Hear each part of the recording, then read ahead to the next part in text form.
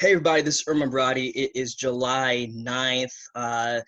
For those who know me, I've done a lot of entertainment events, live and virtual. But this summer I'm doing something a little bit different. It is 2020. It is a very important year when it comes to politics. So I am doing a lot of interviews with politicians and I don't want to say regular folks, but normal people like myself. I just want to give people an opportunity to speak their minds and their opinions and beliefs without any interruption. Our videos are fully unedited, no interruption by anyone who doesn't believe within what you say. And what's funny to me is that this year you see a lot of outliers. There's a lot of people who go against the labels, go against stereotypes. You know, I've met liberal Christians, I've met minorities who are Republicans. So I feel like labels are tossed out the window nowadays. Today with us, we have Anissa Eve and Dhani from Long Beach, California. Welcome, Anissa Eve and Dhani. How are you doing today? Thank you. We're great. Thank you for having us. Thank you for having us. Thank you so much for being here with me today. I actually found Anissa Eve on the Walkway page. Well, for those who don't know, Brandon Straka created the Walkway campaign a few years ago, a former Democrat turned Republican and Trump supporter. So you see a lot of people posting on the page. So that's how I found Anissa. I would love to know for both of you, your background, where you were raised, your environments, what values you had growing up, and then transition to your values now, if it did change. So how did you guys start out? What was your upbringing like? You go first. Okay. Upbringing was pretty mixed. I grew up in a Catholic, I would say it was Republican, but my mom was also kind of mixed. She was Republican. My dad was definitely Republican. My mom was Republican, but also she had a liberal streak to her. She was kind of both. And then I did grow up Catholic, but at the same time, we also, when my parents divorced, that kind of separated and we kind of didn't go to church anymore. So it was a very mixed household. But I would say that most people around me were Republican. Okay. But I'm sorry, which city? I'm from San Diego, California, originally. And when I went to college is when I discovered liberalism. And I really liked it because it was very freeing.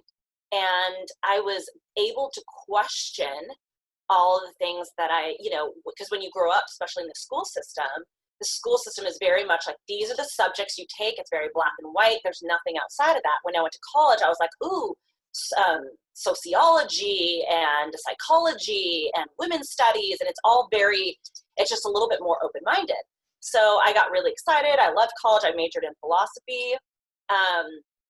And I really needed and enjoyed that complete opposite spectrum from being more closer to conservative Republican to now being able to question and total liberalism. And I feel that now, it's been quite a while since I've been out of college. So, so it's been quite, many years, but now over the years and how things have shifted, I'm slowly going, okay, this is my certain view on something. And I'm noticing that my peers, which because I'm in Southern California, I'm in same-sex marriage, and I'm a vegan. Most of my Facebook friends, I will say, are liberals. And a lot of the people that I grew up with are liberals.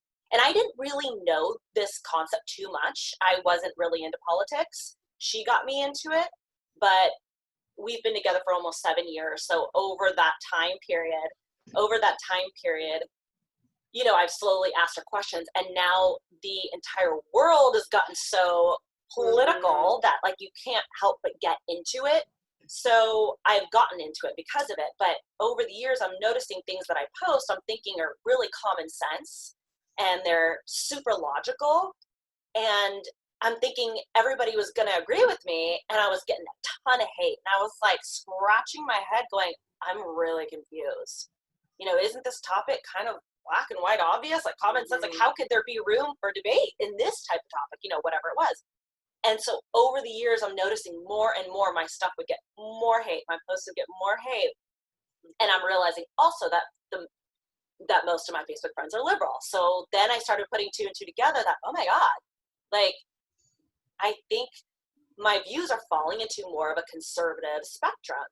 So the thing that made me really come over the edge into the fact that I posted on the walkaway movement on the page was the last few months with the whole coronavirus. And then that was kind of sketchy and weird for me, but I was just like, this is all just like, the world is like falling apart. And then, you know, and then when the whole George Floyd thing came up, she kind of had her opinion immediately, but I don't jump on anyone's opinion. I just go, okay, cool, that's your opinion, but let me watch how things unfold. Bold, yeah. Mm-hmm. And now over time, watching that George Floyd and then all the riots and just racial division that spurred from that, I started to feel like things are kind of feeling a little too good to be true. That's sarcasm. It's really actually horrible. Mm-hmm. How is all this stuff happening at the same time? And I'm just kind of like, now it's getting fishy, because now I'm like, okay, this is just weird. Like, so then everything kind of just started coming out, and it's all this racial division. And, you know, I have a ton of different people on my page. So I would post different things of like what my take is on everything. And I was getting so much hate, and I was realizing that the hate is because I am falling into more conservative views with what's been going on. And I'm feeling that there's this whole cancel culture where people are like, oh, if you don't, now it's from the liberal side, if you do not believe what we believe, exactly the way we believe it, we're going to come for your reputation, and we're going to come for your business. And so I'm like, this is crazy. This is crazy. And the views, it's not like we're, you know, it's, yes, we should just, you know, go out and murder everybody, or no, we shouldn't go out and murder everybody. It's not that extreme. It's, there's so much more to it. And so for me, I started realizing I am more on a certain side. And that's when I decided to post in the walkaway page that I am so done with anything to do with the left, even though I guess on the surface could look like I fit on the left. But, and there are some things that I could fall, you know, into that category, but most of the things I'm noticing are falling more leaning right. And that's when, you know, just, and watching what was the real big catalyst for me was friends that were actually falling out of my life. Like literally telling me our friendship is over. Mm-hmm. Like, as if you're a different person. Like all of a sudden you're a different person just because we don't believe the same thing. For a post. Right. A post. And it's like if you don't believe the way I believe, like especially if you say the word Trump, that is like Voldemort. It's like the biggest, that word in and of itself is considered racist, that word, that name. And so I'm just going, okay guys, this isn't quite extreme the way you're seeing it, but you're entitled to your opinion, but you shouldn't hate me for mine. Right. And I'm, you know, and I'm telling longtime friends, like just because, you know, that I'm now saying that I will be voting for Trump, now I'm a racist, and now I was like, but you've known me, and we've been friends, and you're African American, and you've known me for 25 years, and all of a sudden I'm something different in their mind overnight. And that's what started making me so awake to like, there's a narrative out there that I'm not agreeing with, and I'm seeing is so wrong, and there's a lot of people on board with it, and it's a very powerful narrative, but I'm not going to fall for it. And there's a reason why Trump is being seen so negatively in the media. And usually when someone is destroyed that hard, and you do look at their past and you do see that it doesn't seem to fit, then you're realizing maybe this guy's got an agenda that's actually good that other people don't want. People are scared of. And so there's just so many questions that came up for me. And so that's where I decided, you know, losing the friends, looking at this whole last few months with the insanity, the riots, and then people were excusing the rioting. And I'm just going like you can't destroy someone else's life but while fighting for somebody's life. It doesn't that doesn't make any sense. It's like, you know, when people say that thing, bombing for peace. You're looking for world peace, but you're going to bomb in the name of peace. It just, it's hypocritical. So that's, for me, that's where I came from with it. And that's what's evolved over time now for me. Understood. And for me, I grew up in Los Angeles, and my parents were Republican, church-going conservatives, but they never really talked politics. And my father was also incarcerated when I was a child, so I also grew up kind of then with my mom then being a single mom of 4 children. I think we actually then started to go a little bit more on the liberal side, I guess, of what you would say. I went to very mixed race schools. I grew up in Los Angeles in a very poverty stricken area. Okay. And so I grew up with a very wild mix of people. And I do remember being one of the only Republicans in my school. I question a lot. I've always loved politics. I've always loved government. I've always read a lot and really questioned a lot of what was going on. And so for me, I remember, when Bill Clinton was president and then Al Gore was running for president, I remember just really reading, well, who is this Al Gore guy? What is George Bush doing that's different? And just being really involved. Okay. When a lot of my friends weren't involved, I was very involved with politics. But I would say that I've been very 50-50 as far as voting Democratic and Republican. Which is fair. It's fair. I mean, I think a lot of times nowadays people look at the person rather than the party. So exactly. Yeah. I've never been a single issue voter. I've never looked at the party. I've always, I think as far as my political beliefs, I've always fallen more into the Republican, just because I do believe in a smaller government. I do believe in more power to the states. I am more fiscally conservative. Okay. But I've always looked at the person. And I voted in every state and local election as well as federal elections. And I would say it's always been 50-50. In 2016, we both voted for Hillary Clinton. I thought that she was the best candidate at the time. But when Trump won, I wasn't going to blindly hate Trump the way everybody, I feel like there's this blind hatred. I was very open-minded, and I remember telling Anissa when he got elected, I said, he's going to be a very interesting one to watch. Yeah. His administration is either going to be incredibly successful, or it's going to be an incredible failure. And I remember thinking, with this person, I think it's going to go one extreme or the other. So I was very open-minded, and I was very interested in watching which direction it would go into. And I remember even after, the first 100 days passed, when the presidents usually do a list of accomplishments, I remember being very impressed already with what he was doing. It also really struck me that he's not a politician, and there was an agenda, like what Anissa was saying, a narrative that the media was portraying. He was very hated from the get-go. And I remember thinking, this is interesting because he's not a politician. Why is he being so hated? Immediately there was talks of Russian collusion, there was talks of impeachment, and I remember thinking, why is he being so hated by the media?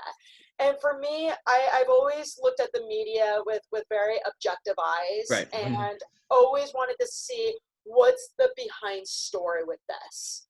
And I just got really fascinated. And the more I started to like Trump and what he was doing, the more I was seeing this narrative being portrayed about how horrible he is.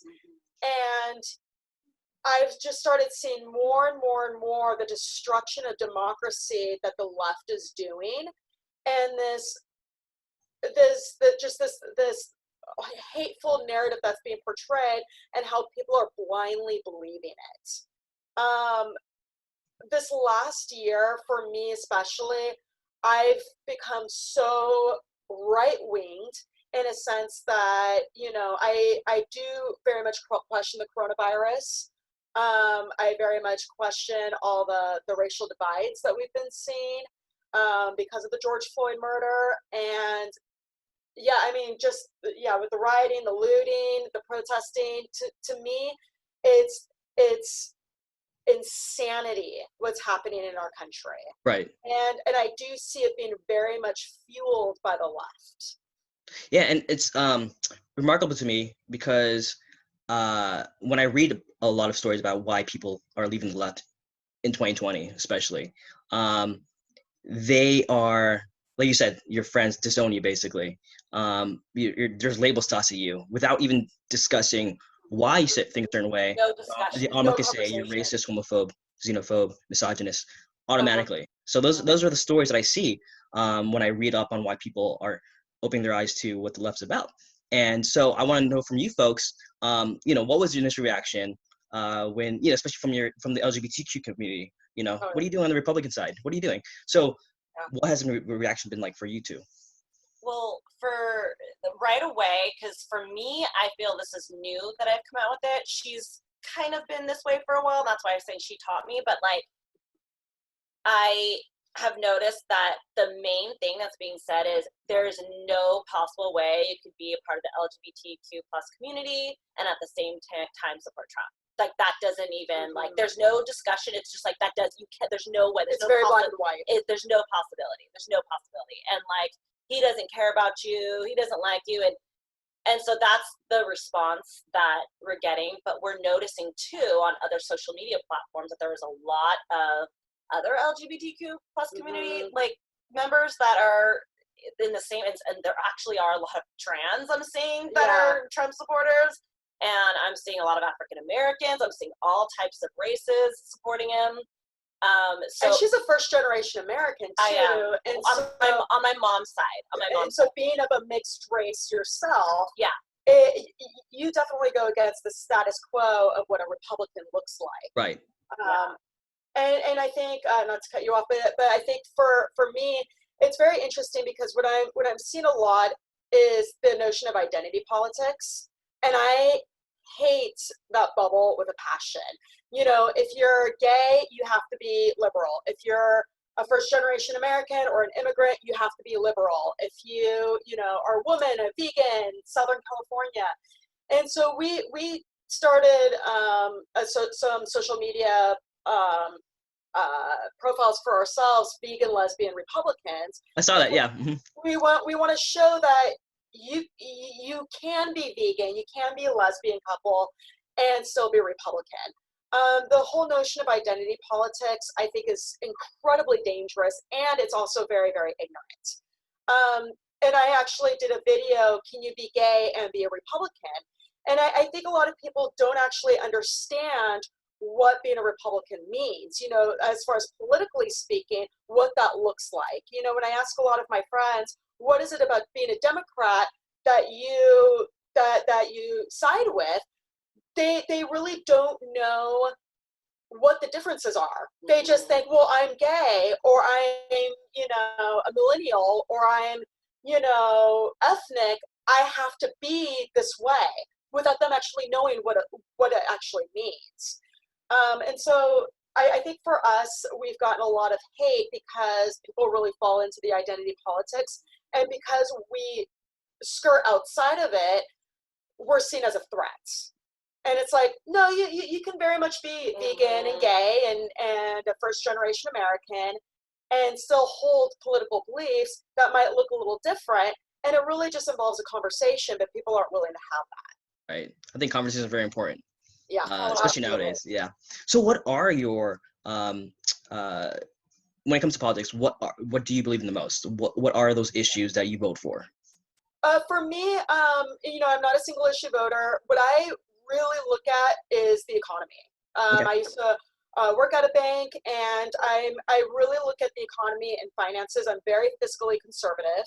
I do believe in a lower tax rate. I just believe that, when you give people more money to spend in their pockets, it's going to boost the economy. And it's going to make us happy, and it's going to boost the economy. I do look at a smaller government. Okay. I do like to see more power to the states. For me, when it comes to large issues, I do believe in the states' power to vote. For example, when gay marriage was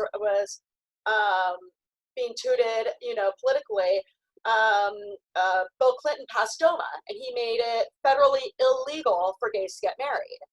And then Bush came around, and Bush said, I don't like gay marriage, but I don't think it should be a federal yes or federal no. I think the state should decide. And it was under Bush's presidency that we did see a lot of states legalize gay marriage, and it also starts to become more normal. To me, I love and respect everybody's beliefs, even if you and I believe something differently.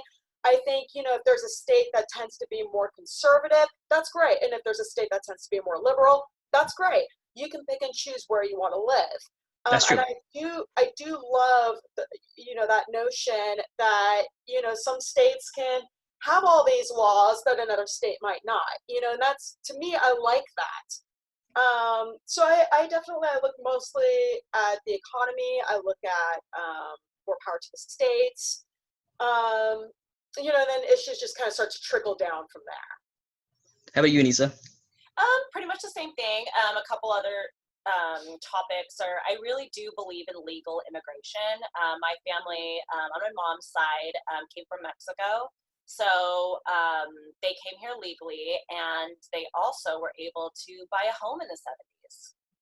So my mom's side she was in Mexico, and my grandfather was in Italy.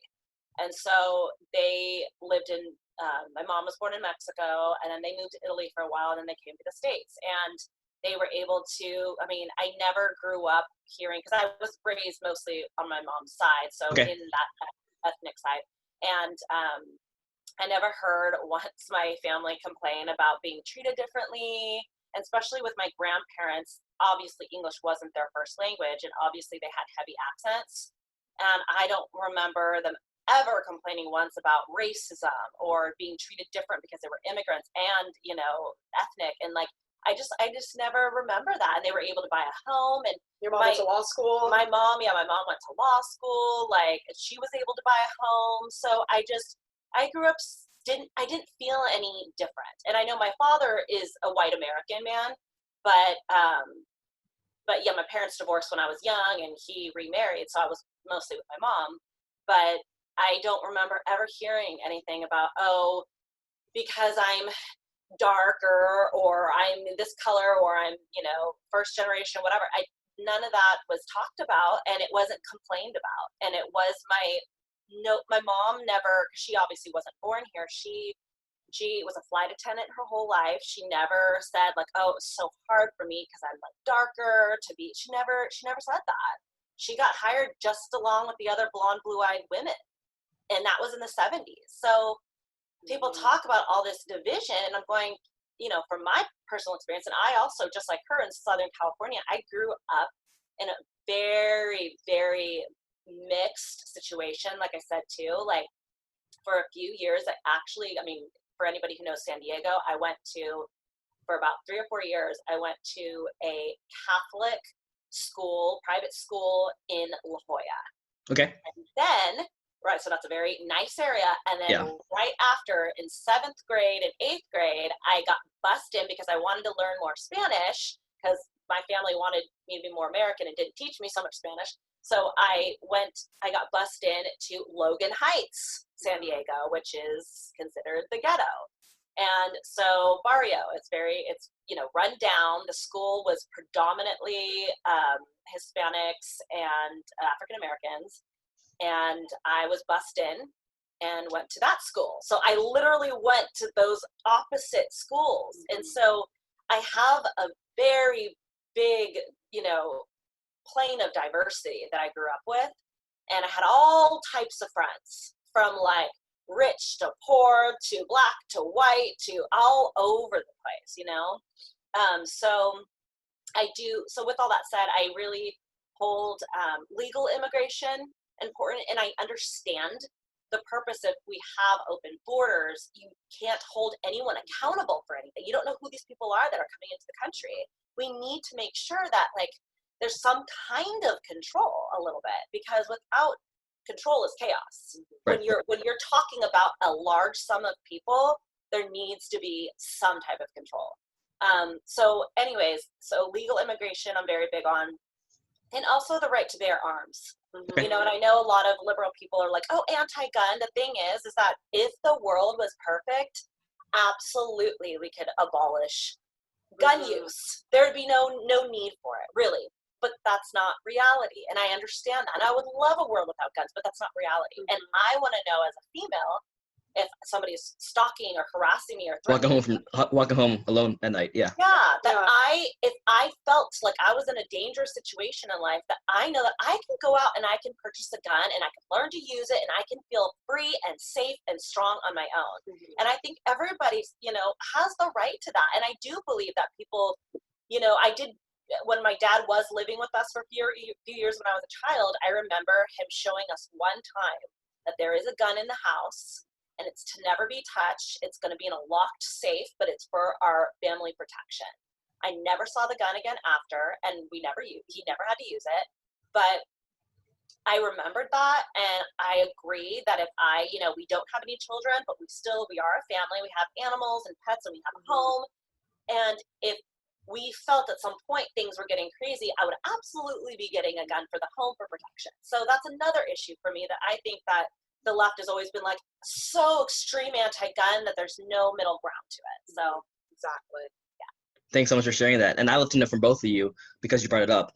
When Trump had his first 100 days, he went ahead and said, "Hey, this is what I've accomplished." So for you, both of you now, looking back, what has been the most or the best policies he's passed, in your opinion, that the media may not even talk about because they don't want to? That's kind of a loaded question because I think there's a lot. Okay. Definitely what he's done with the economy, tremendous. I mean, we've seen stock market highs that we've never seen. So many jobs that's been passed. The low unemployment rates for African Americans, for women, for Hispanics. He's had, under his leadership, we've seen the most Black entrepreneurship. I do like his Prison Reform Act. Okay. I think that's the first step.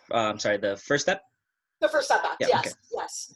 And just a little background too. I was actually incarcerated a few years ago, and the women that I was incarcerated with, a lot of them were given these huge sentences for first offense drug crimes, for example. And what I like about his First Step Act is the fact that, for a non-violent crime, you're not going to see people locked up for 30, 40, 50 years. So it's giving an opportunity for people to, start a new life and get out of prison. There's been so much that he's done, but mostly the economy, being animal lovers. I love that he's making animal cruelty a felony.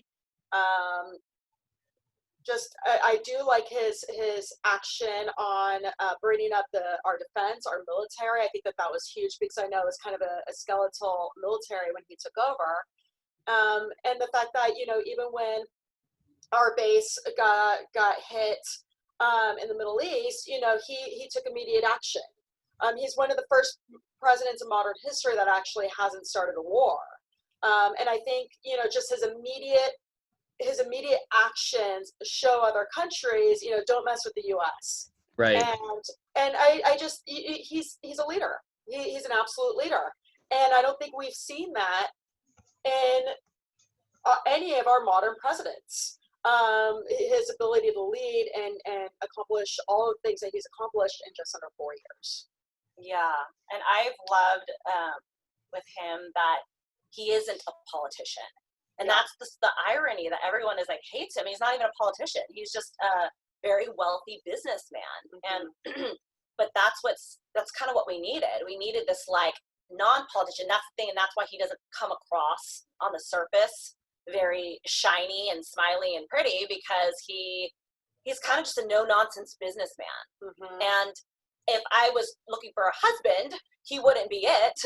Because he's pretty crass. He's crass, but I'm looking for a leader of a country that I respect and that I love, and that's a totally different position, So I feel like for me, yes, he might not, speak beautifully and eloquently, but the way he leads is what I'm looking for. I really like the no nonsense. I really like that. And I really believe that a leader of the United States needs to have a no nonsense. They can't be wishy-washy and negotiating softly and sweetly. You gotta be hard. You gotta have a backbone. You gotta be serious, because I mean, it's just common sense. I mean, our country is so, it's known to be one of the best countries in the world. And if you have a weak leader, I mean, that's just, it's not going to work.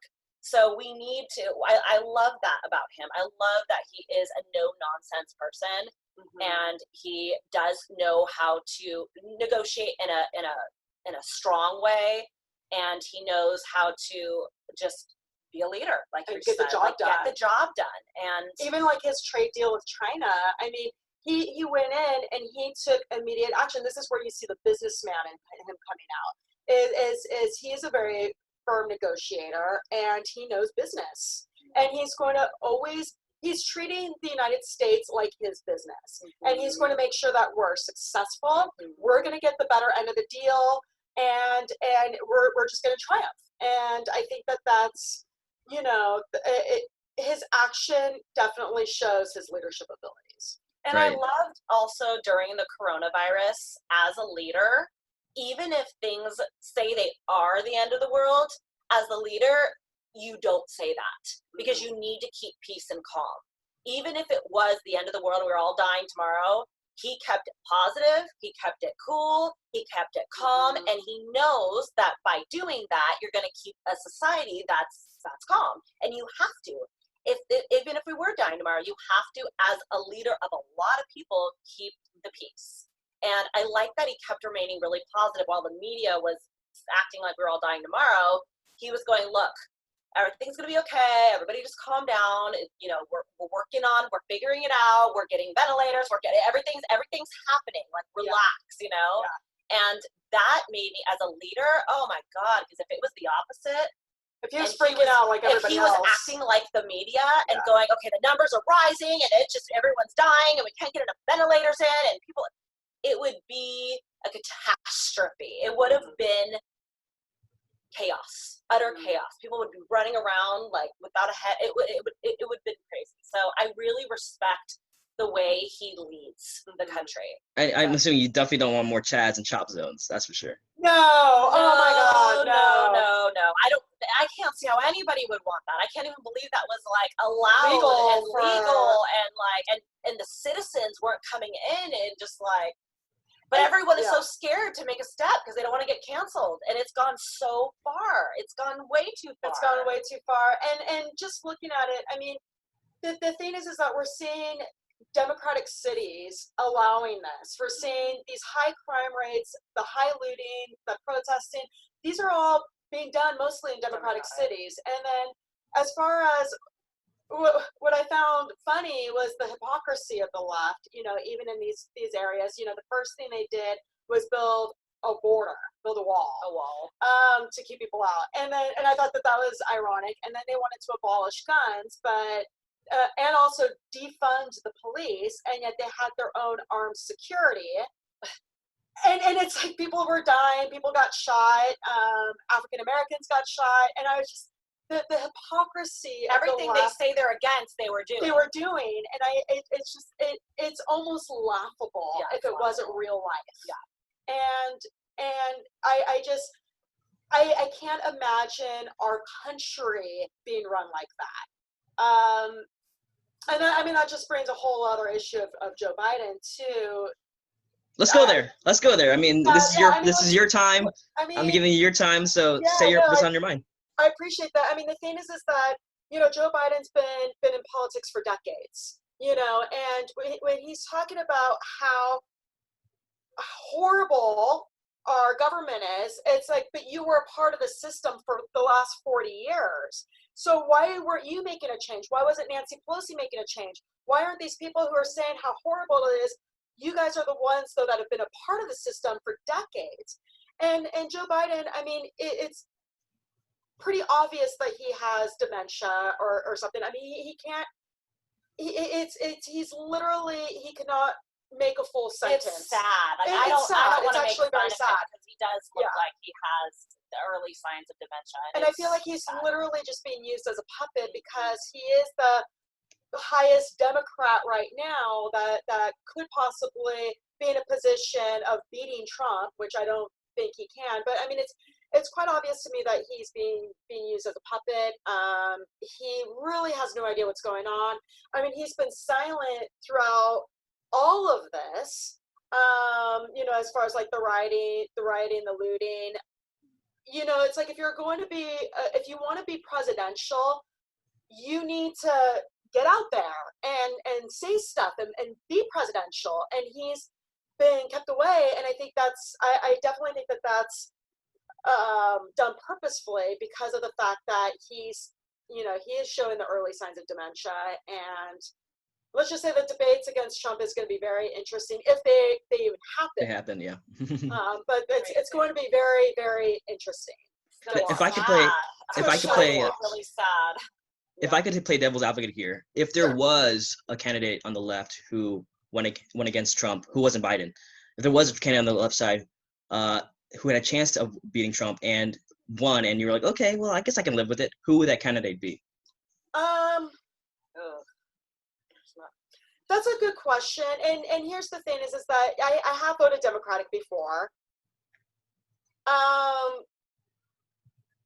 I really like Tulsa Gabbard. I don't know if I'm pronouncing her name correctly, but what I liked about her, I know that she was running there for a minute. She takes a lot of Democrats on. I don't feel like she's part of the system. I like people who are not really part of the system, whether you're Democrat or Republican. Right now, though, what I've seen with the Democratic Party, especially in the last 4 years, is that it's become a club that I feel is breeding hateful negativity. And just like with the whole impeachment, with the whole just all of these things that are coming out. Honestly, I don't really trust anybody in the Democratic Party right now. I was going to say the same thing. Yeah. There's not one of the candidates that I saw that was running that I kind of had like a little bit. Honestly, it was a mess. Yeah, to me. it was. Yeah. I couldn't see anybody. And at the time, again, I only really felt like coming out in this last couple months. So I don't pay attention as much as her. Yeah. She's always on it. But I was seeing little bits, and I was just like, "Oh, this is not. I don't like any of these people." So yeah, there was.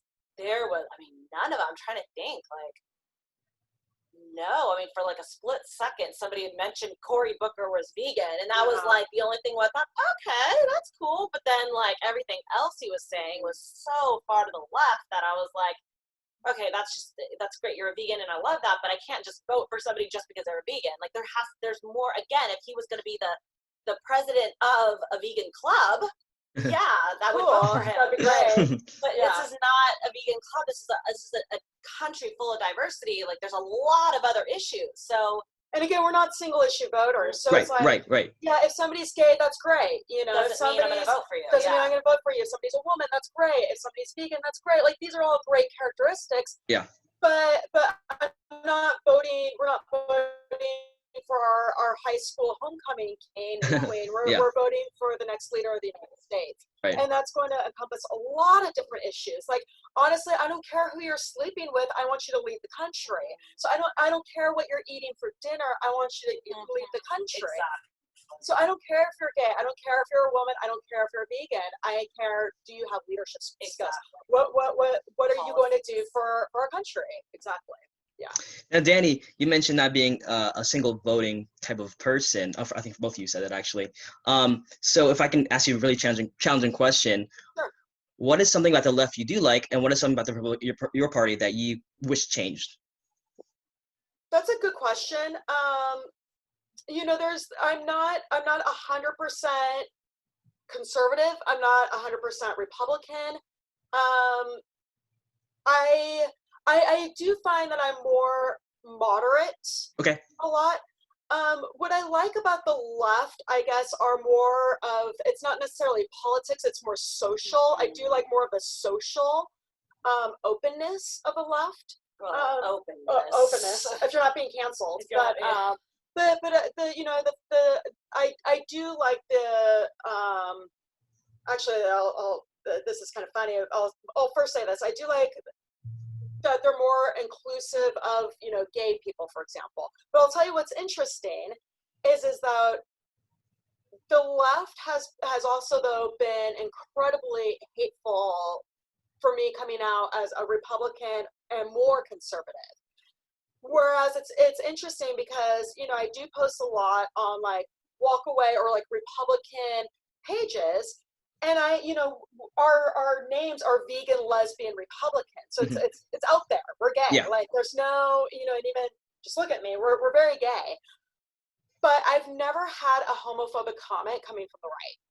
I've never, and I actually find that very interesting, is that the right is known to be, well, is made to be known as, you know, homophobic, racist. You know, if you're not a white Christian, you don't belong. And I've seen nothing but the opposite. I've had so many people say, "Hey, we welcome you, welcome aboard," you know, welcome home. I've never really seen nice people. really nice people. So I guess what I do like about the left is the fact that they're known to be more inclusive, but from my experience, I've actually seen more welcomeness from the right, which is interesting. And Yeah, I would say for me, in general too, is I think that the left, though, it's very much shifted in the last few years to be something very different than I think it was even 20 years ago. Yeah. I think it's become very extreme, where it was a little bit more, it was considered more open and inclusive before, but it's not that anymore at all. It's actually become the extreme opposite. And I feel like for me, the things that I would like to see a little bit of a difference in, in Republican or the right is a little bit more, even though it's there, it's also kind of not, is a little bit more separation between politics and religion. Okay, fair. I do know that most Christians tend to be Republicans. They're tied together a lot. And even though there's a lot, I grew up Catholic and stuff, and I mean, I would say in my heart, I'm a Christian because there's a lot of, Christian traits as far as the foundation of Christianity, but I'm definitely not like a practicing Christian. I don't read the Bible every day or anything like that, and I do believe in God, but that's neither here nor there.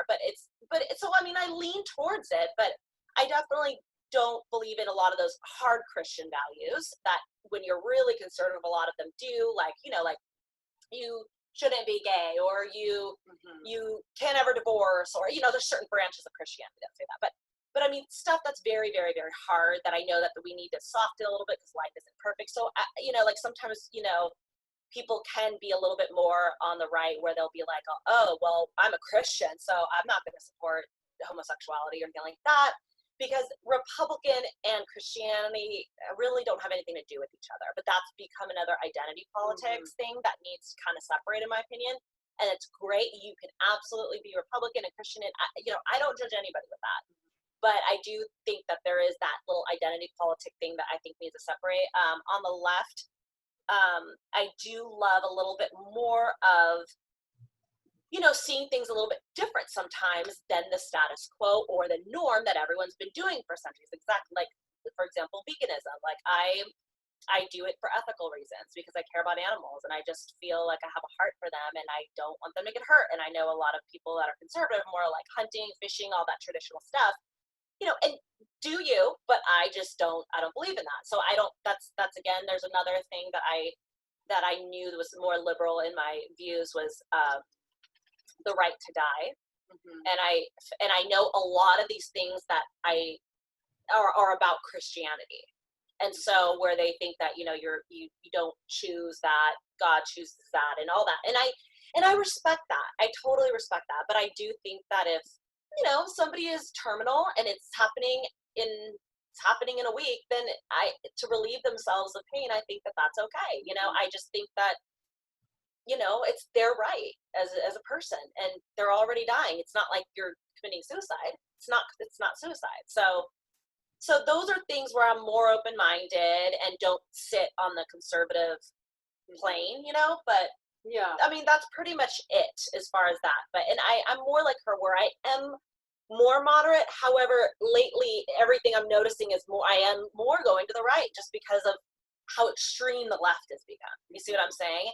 And I'm noticing my thoughts and opinions are all more on the right side. So Good. Yeah. Well, there you go. Common ground. Yeah. There you go, yeah. Yeah, there you go. Before we go, I'd love to have you share your pages, any sites, any social media that you want to share with my audience. Sure. So we are on Instagram And TikTok. and TikTok as Vegan Lesbian Republicans. Please check us out, and we've got some videos and some fun things about what it means to be a lesbian Republican.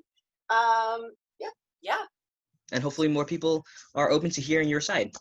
Thank So you so thank you much both. for this opportunity. Of course, Danny and so much. Anissa, Eve, thank you so Yeah. much for your time. Got it.